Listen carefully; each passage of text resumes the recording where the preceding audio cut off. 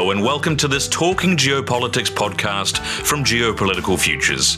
I'm Christian Smith. This week, European leaders are celebrating 80 years since Victory in Europe Day. With Spitfires flying over Buckingham Palace and tanks parading across Red Square, it's a significant anniversary for the continent.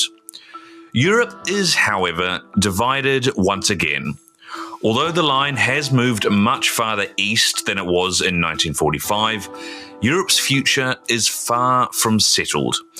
And although President Trump has now gotten his minerals deal with Ukraine, a peace deal between Russia and Ukraine currently seems out of reach.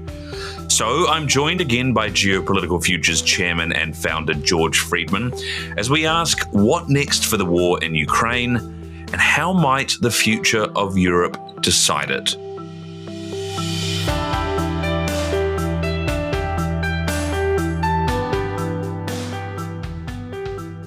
George, good to see you. Let's start with this minerals deal. The two sides, the US and Ukraine, seem to have given each other a bit of ground on the deal.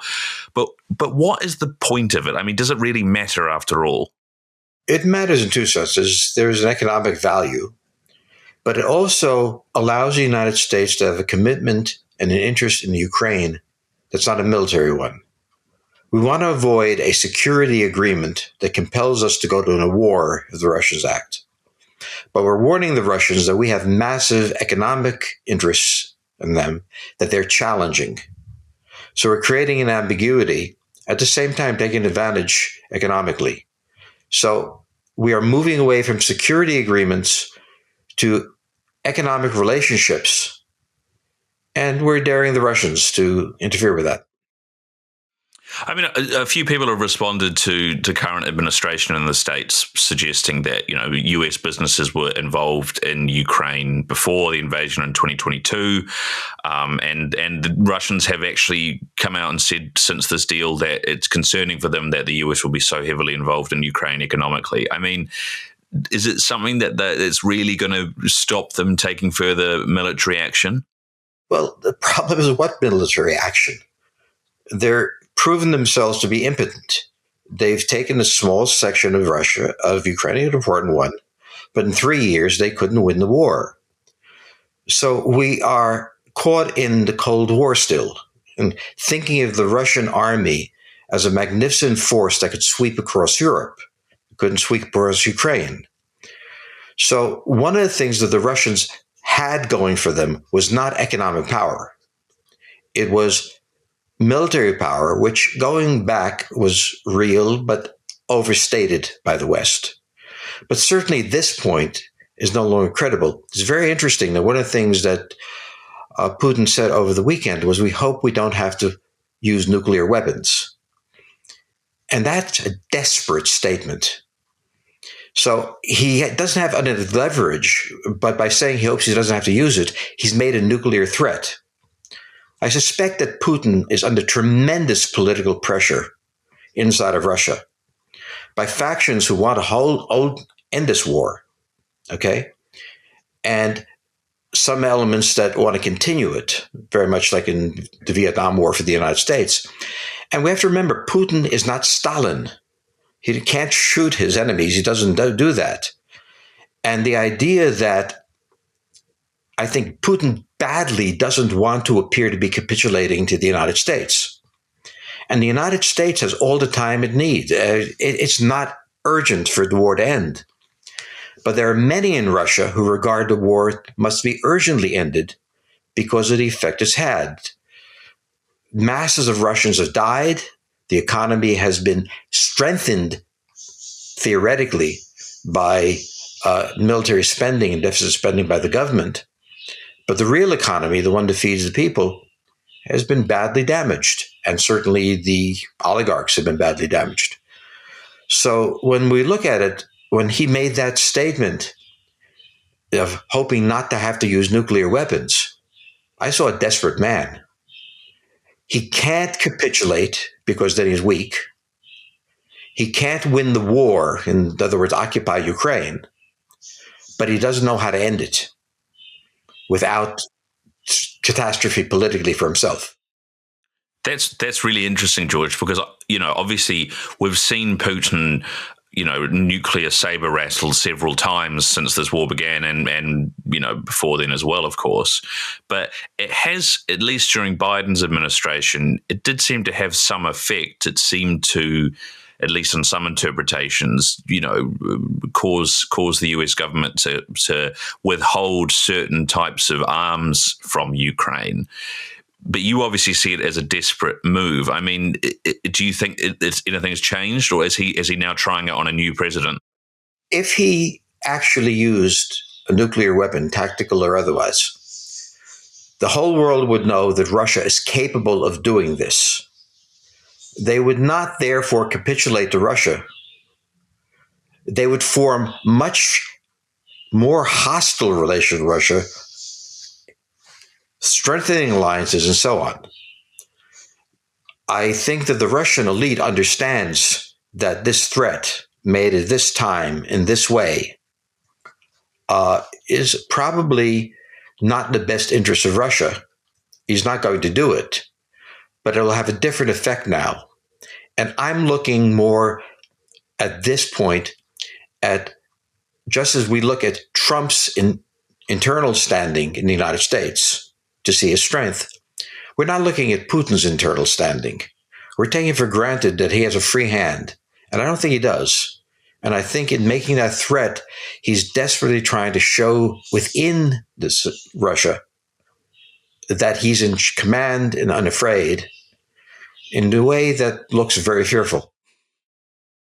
Well, yeah. Let's talk about the peace deal that at this stage remains elusive, and it'd be interesting to look into the different camps operating inside Russia for that. But to start off with, let's start with the US side. So Marco Rubio has said that the US is effectively going to take a step back from mediating any further deal here, because effectively they think the two sides are too far apart. I mean, was a deal ever really possible? Was what we heard from Trump a lot of bombastic nonsense? What do you think? On the contrary, Russia must end this war. It is not winning it any further. It is costing it a great deal. But Russia wants to negotiate this as if it is happy to continue the war. Well, if you're bargaining, you don't look desperate. You look indifferent. You look like you can go on forever. And what Trump tried to do was to give him a cover that America was sort of capitulating, okay? Let him survive. But at this point, I think two things are happening.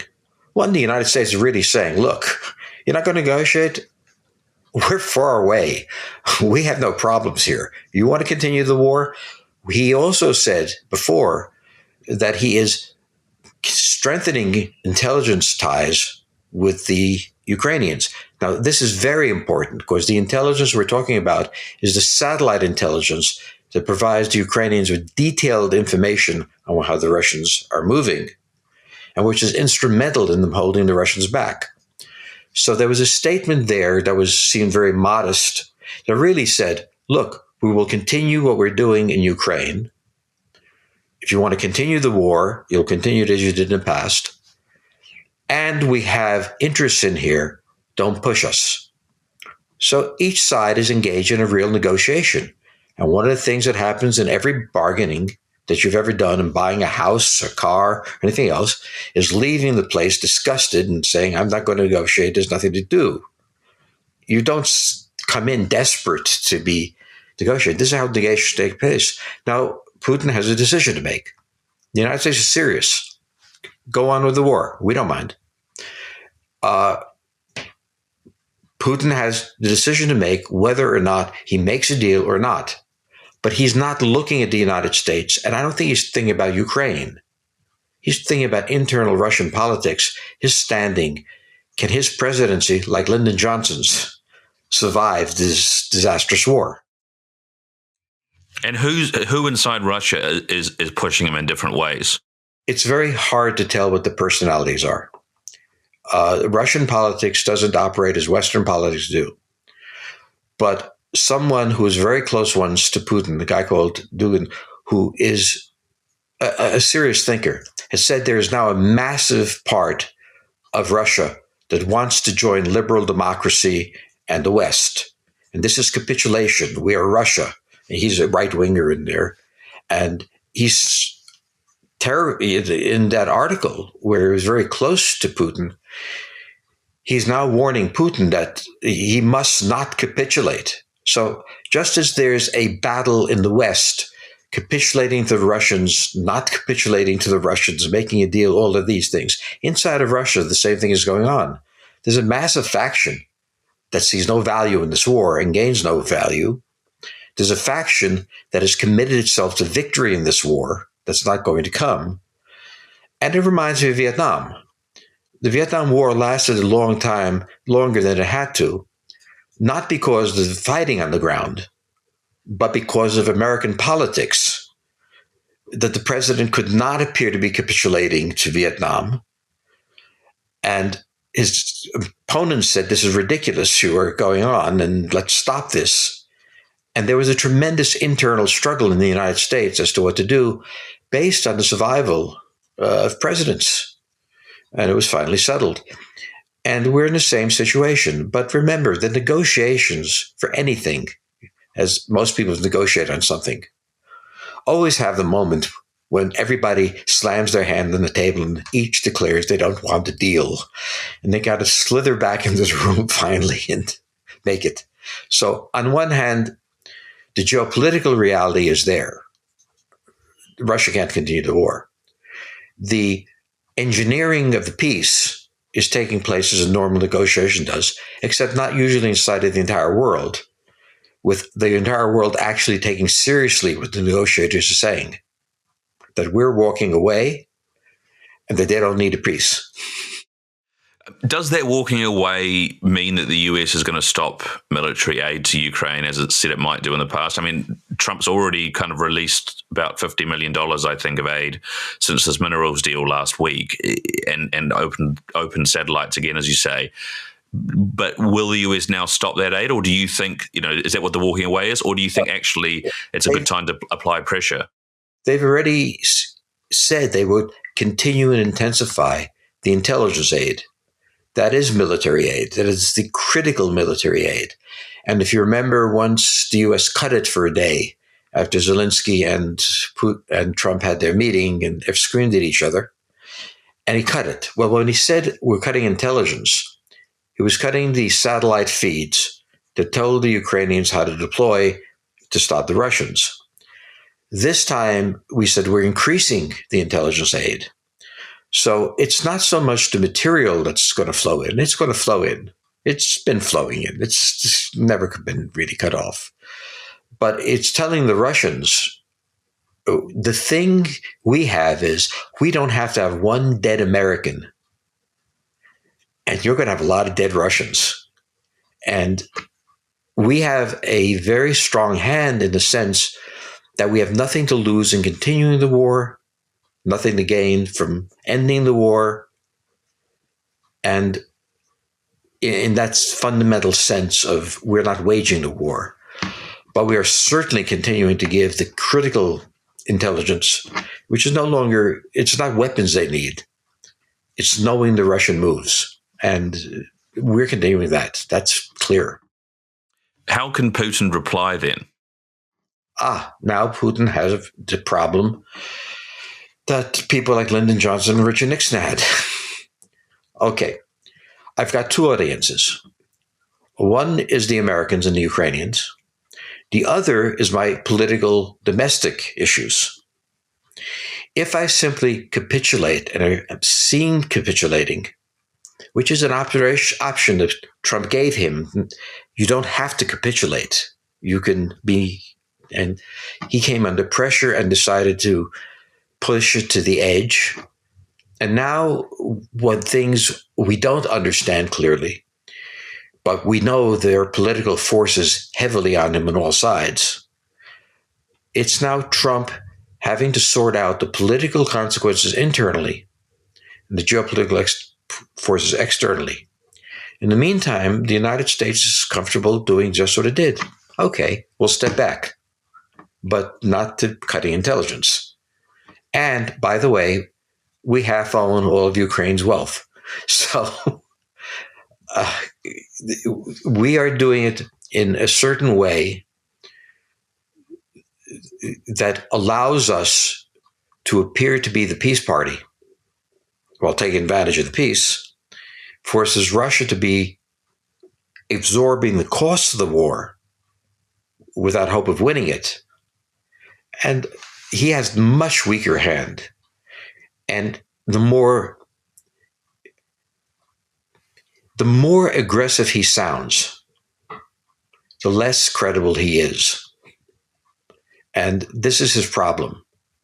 He's in the middle of a mess, and he doesn't know how to get out of it. I strongly suspect that Putin will gracefully retire to his home, and there'll be another president within a year. But there has to be a graceful period. I think Putin has worn himself out. Wow. I mean, there was an article, I think, in the Times of London this weekend that said that he is, a quote from him, I believe, that said he's constantly thinking about his successor. I mean, if he were to settle this war on the current terms that we don't know exactly the terms of the deal that is being proposed, but it's, broadly drawing a line where the current battle lines stand. Do you think that that's a capitulation that he won't be able to survive? Well, for 3 years, fighting and dying, that's all he got. That little bit of Ukraine. The great Russian army, the Europeans now say, how can we defend ourselves against the Russians? Well, for God's sakes, if Ukrainians can beat them, what are you worrying about? Russia has changed its image, particularly the military, and what we thought it was is no longer. And Russia lived internationally by having this threat. And it was a conventional military threat that now has been vaguely stated as a nuclear threat. So if Russia is not a major military threat and is an economic shambles, what is Russia? And this really is the issue. And the Americans are quite happy to see Trump struggling with it. I mean, I suppose the question is, if Putin goes, what happens next then? Well, my suspicion is that those who wanted a great Russia, who wanted to replicate the communist entity, have lost.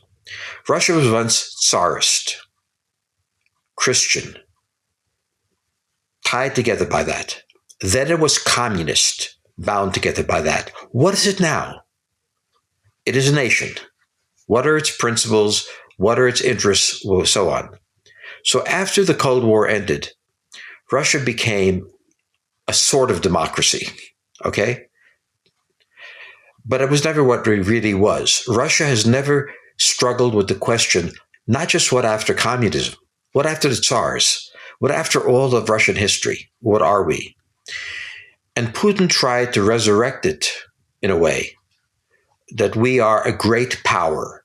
That's what we are. We are a nation and a great power. And he lost that in Ukraine. We are a power and we're significant. But we have an economy to develop. We can't develop it in isolation. We have to be part of the global trading system, whatever that becomes. And Trump is definitely using that as a weapon in all of this. And Trump has made openings on investment in Russia, and many openings on that score. And there are many private businesses, as now it's virtually a capitalist country, that are very interested in those. So I can't name the personalities. I can name the fallen personalities, those who used to be very powerful and now are marginalized. But who was coming up against him? Well, I think it's enough of a Russian place that they don't want to be seen and known. But there's the pressure. Remember that during the Ukrainian war, there was an attempted coup d'etat against Putin by his own allies, caterer, in fact, with the Wagner Group. So he's already survived one coup. Now he's looking at another. So I read the Ukrainian situation differently than most.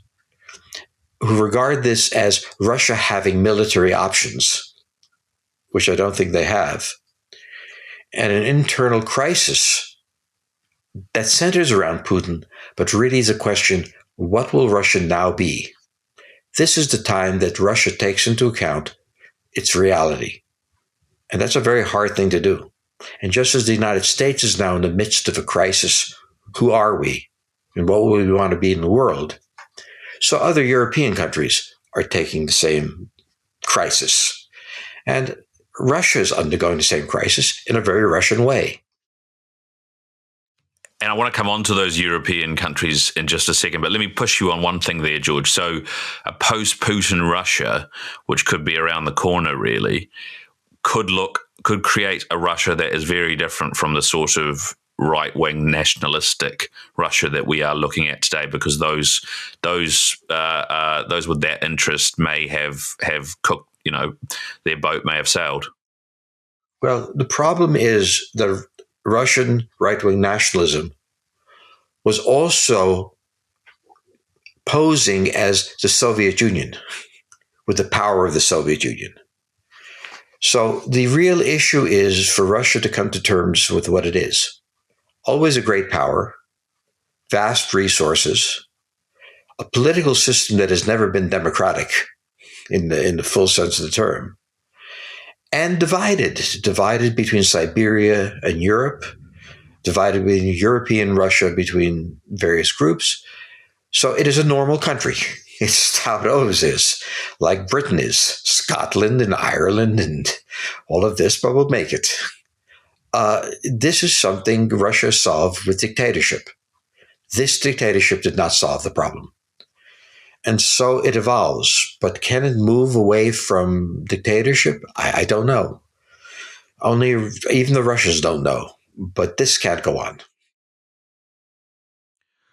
Well, look, let's turn to Europe then, because in many ways, Europe and certain parts of Europe are facing similar questions of what they are now. George, you wrote an article this week called "Europe, What's That?" Asking, the US particularly at the moment seems to be saying a lot of things about what Europe thinks. You don't really think that Europe thinks anything, do you? There are 44 countries in Europe, little tiny countries.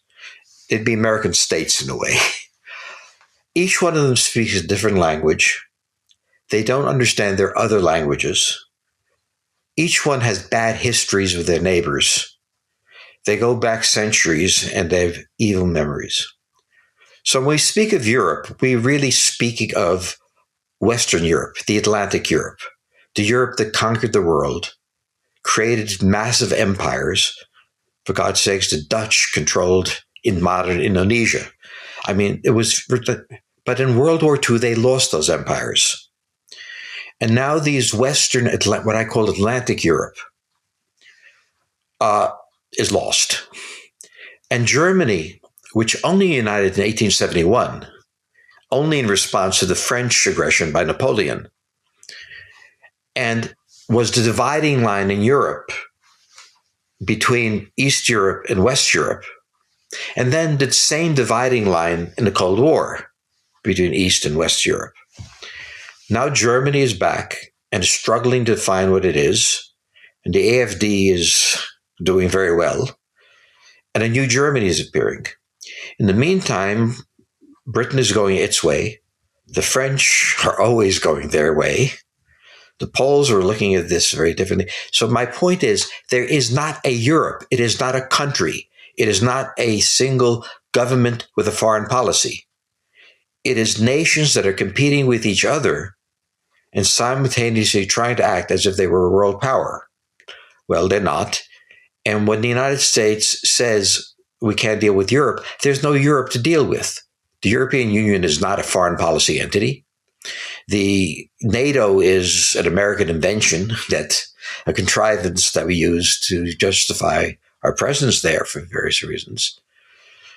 But there is a reality in Europe, which is that Europe is deeply divided culturally, linguistically, morally, into very different states who dislike each other. And so the question here is not does what Europe think, it's what will Europe become? in geographical terms, it is returning to pre-1945 reality. Nation states independently charting their own course. They have no institutional connection. Now, will that evolve into that? Couldn't there be a European confederation with a central government and so on? I can't imagine that happening. Will they live together, the lamb and the lion, France and Germany, happy? Hard to imagine. The fundamental question of the world now is how the world reorganizes itself now that the Americans and the Russians stopped organizing the world for them as communists and anti-communists. And the most interesting part, but perhaps not the most critical part, is what happens to Europe. What does Europe become? We know that England will be England because it has an English channel, and that's always stopped them. But what will French-German relations look like? The Hungarians are now speaking of alliances with the Serbians against the Croatians. Now, the World War I started with such nonsense. So Europe appears to be, in the East, moving toward the old dynamic of hostility. In the West, there's more politeness in the hostility, but Russia and Germany have very different ideas of who's going to lead and what's going to be done. France and Germany, I think you mean there. I meant that France and Germany, I'm sorry. And the real question is, how will the Europeans sort themselves out? For 80 years, they were sorted out by the Russians and the Americans, with the line of demarcation going exactly where it went before Germany united. Now, the Germans are united. They're not going to split apart. Germany itself is disunited in various regions, Bavaria and Eastern Germany, and very different places, but it's still holding together. So the real question is not Europe's relationship with the United States. It's Europe's relationship with America. So the Europeans pose it should be closer to the Americans or to the Russians. The question that I ask is, should the French be closer to the Germans or to the British? And that's a more interesting question. So what I'm saying is that Europe has not yet adjusted to the fact that the Cold War is over and that it has to chart its course. That usually is a bad news for the world and Europe when Europe charts its own course. And I think that's the crisis that's most important. Ukraine is a side issue. The U.S.-American relationship, the U.S. relationship to Russia, also not critical. We're not going to war. What happens inside of Europe is really important. And they don't have the intention, the institutions, the history to solve that problem. So let me ask about let's talk about the EU for a moment, and in many ways, as you suggest, the sort of Atlantic Western European states are the ones that have, for the longest period, sort of run the EU. Although there's an element of that changing now. I mean, a lot of people in Europe would argue that the EU is much more united than it was in the past, and in particular, ironically, Brexit, and then the war in Ukraine, and then Trump's decision to effectively pull out of Europe has forced it closer together. But you don't think that that's really happening? Well, when there's a single European defense policy, a single integrated tax base to support that defense policy, and when Europe has a president of Europe and a foreign minister for Europe and all of these things, and all of the European countries subordinate themselves, as the American states did after the Civil War, to a central government that runs foreign policy, then you can say they're coming together. At this point, they're still divided on mere economic issues. The Europeans focus on the financial dimension because they were permitted to during the Cold War. But also, it's a much less risky thing to be uniting on. But the question they have to focus on is European security and its role in the world. And you can't have a united economy while each nation is having its own idiosyncratic foreign policy. So the European Union was not built to be a united Europe. It meant to coordinate European economics. But there's a vast, more important dimension even than economics, geopolitics. And here we have to see, because economics is a component of geopolitics, but so is security. And this is hard to do. Why do you think the US government at the moment is so keen on pushing this idea of Europe taking a more lead role or asking what Europe thinks when, as you say, there isn't a united response? Well, our answer is for 100 years, we fought in one war divided by a 20-year truce, giving lunges, then stood guard on Europe. We stood guard when we wanted to block the Russians, but Russia no longer poses the threat it did. And more important, we have a natural interest in not being exposed to the dangers of the Eastern Hemisphere. America was an isolationist country because it was isolated. The basic strategy of the United States was control of the sea. It only entered the war, World War I and II, when the submarine U-boats came and threatened the lines there. And much of the Cold War was about supply lines and the Atlantic. So the United States is a country that cannot be invaded, even if the Canadians are mad at us. They're not going to invade us, or the Mexicans. It can only be threatened from the sea. We went into the war when the Japanese hit Pearl Harbor and threatened the Pacific. We went into the war when we feared that the British fleet would wind up in German hands. That was when Lend-Lease became probable. We've had a consistent policy on this. At this point, our view is that we face no threat in the Atlantic and the Pacific, really, not even from China, and that our need to stand guard is over. And remember, in the last century, you lost a lot. I visited many cemeteries in Europe, American cemeteries, and we buried many of our dead there. And the Europeans have taken it for granted that we have a fundamental interest in their national security. Well, if it comes to the Atlantic, we do. Otherwise, guys, we don't have that interest. So when the Americans, Trump in his idiosyncratic way, I'll call it that, is re-engineering American policy to the way it was before Europe went to war in 1914. And so it's a very natural and predictable thing. It did predict it. The U.S. is going back to a position that's appropriate for America. And the Europeans are going back to the position they always had. The American dread is that the Europeans won't grow up, realize they can't do this anymore, and we welcome a united Europe. So this is part of what's going on. We're not abandoning Europe. We are reconstructing our national security in a different way. And just as the French speak of their security and the Germans, we have our own national security. And it's no longer aligned with European interest. Well, I mean, as you would well know, somebody born in Hungary, George, another group of people that lost a lot of young men and women in that war was those in Eastern Europe. Eastern Europe in particular as well now is where a lot of the security issues for Europe seem to be faced, not just Ukraine, but as you said before, Hungary, Serbia, Croatia, the Balkans always.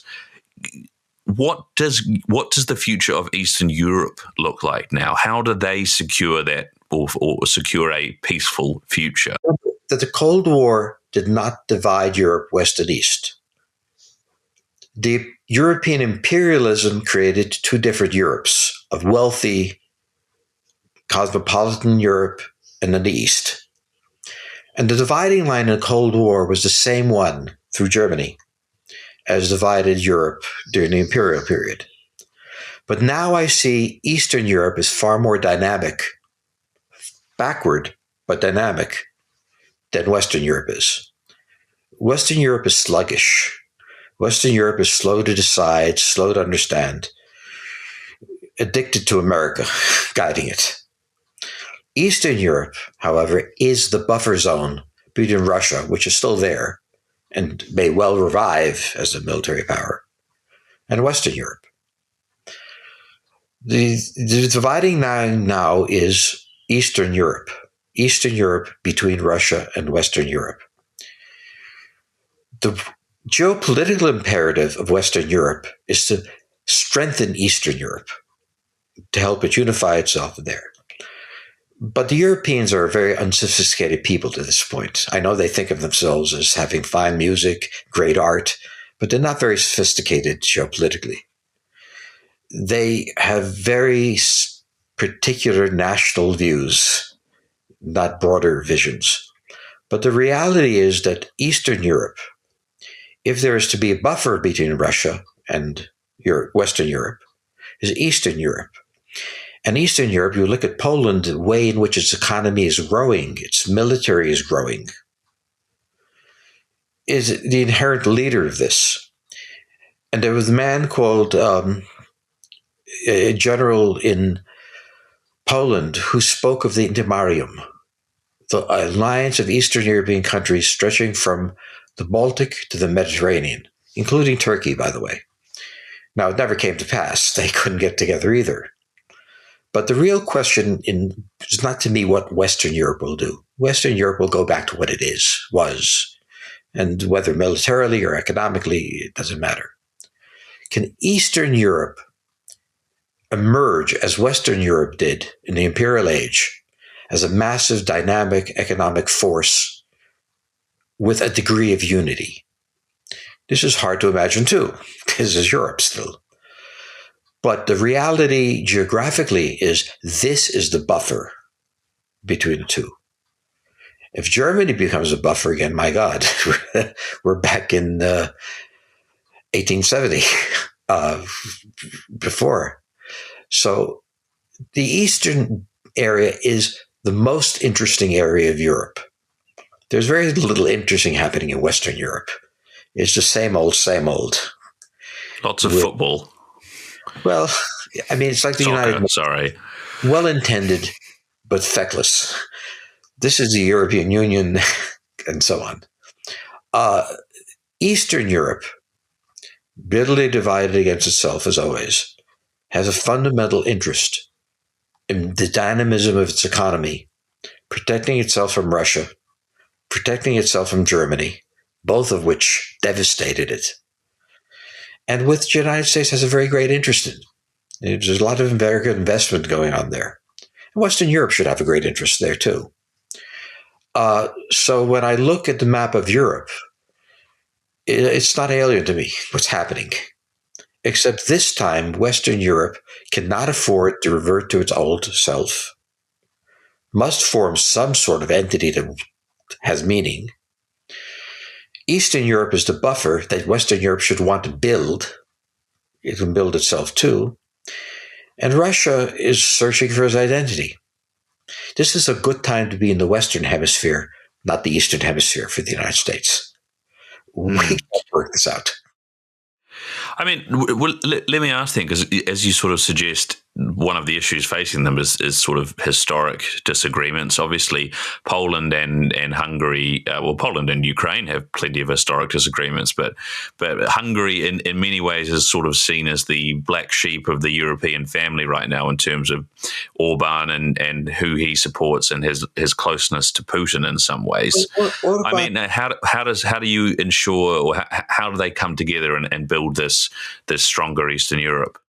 Orban was before his time. He realized that the European Union was a joke, that the European liberalism was a masquerade for European interests. And he said, look, I'm a country of 9 million. They want massive immigration. We can't take 3 million immigrants. Germany can. The other country, we can't. So he stepped back and he took the position, look, the Russians are not going to invade. I can have a decent relationship with Putin, And then he reached out and said, I can have decent relations with Americans. He's the only one in Europe who has good relations with both the American president and the Russian president. Now, he's a small country. He can't pivot anything. But when I look at Erdogan, I see the antipathy against him that's very deep in Europe. And I see urbanist power rising all through Europe, in the Netherlands, Germany, and so on, France. Well, I think maybe history will look at Orban in a very different way. But I also think that a period of European division, liberal democracy, lack of nationalism is going away. Nationalism is surging in all Western European countries. That's dangerous because the Western Europeans are, from the American point of view, irresponsible to the extreme. The Russians we look at, they were much more responsible in the Cold War. We understood each other. We weren't going to go to war. They're not going to invade Europe. We're not going to invade Russia. So when we look at Europe, at this region, it is Western Europe that has always been the irresponsible. Eastern Europe, the victim. And the US and Russia got along in a very strange way. We understood each other, and we understood limits. And so now Europe is struggling, as Putin is struggling, as Russia is struggling. Who are we? We Americans are used to reinventing ourselves. That's what we're doing. This is what I wrote about. The reinvention of America is a tradition. We are invented. Europe has no such tradition of reinvention. It's a tradition of revolution. It's a revolution of rage, of everything else. And the Russians are lost. So the American view is, and whether it's thought clearly or not, it is the emotional reflection. Let's get out while getting's good. And this is what's happening. Well, let's you and I get out while the going is good as well. George, great to speak to you as always. Thank you very much. Thank you very much out there for listening as well. And we'll be back again with another Geopolitical Futures Talking Geopolitics podcast very, very soon. Bye-bye.